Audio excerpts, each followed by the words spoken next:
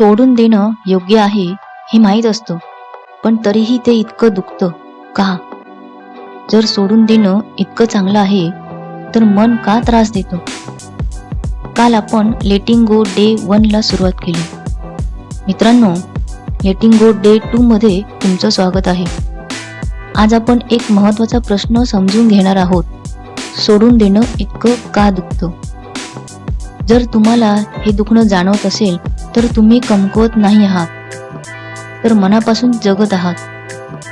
आपण जेव्हा एखाद्या व्यक्तीला, आठवणीला किंवा स्वप्नाला धरून ठेवतो तेव्हा ती आपली ओळख बनते. त्यामुळे ती व्यक्ती सोडल्यावर आपल्या जीवनाचा एक भाग तुटतो.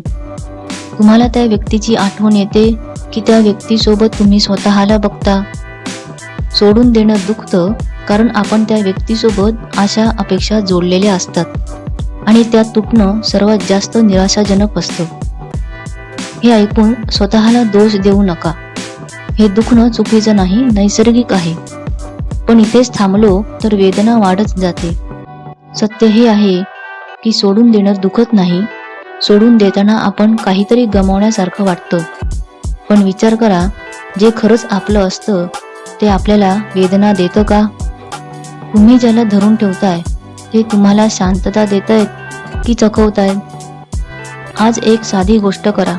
डोळे बंद करा आणि स्वतःला विचारा, मी याला धरून ठेवतोय कारण प्रेम आहे म्हणून की भीती आहे म्हणून? उत्तर मिळालं तर समजा हिलिंग सुरू झाली आहे. लक्षात ठेवा, सोडून देताना येणारं दुखणं हा शेवट नाही, तो एक संकेत आहे की तुम्ही बदलासाठी तयार आहात. हा होता लेटिंग गो डे 2.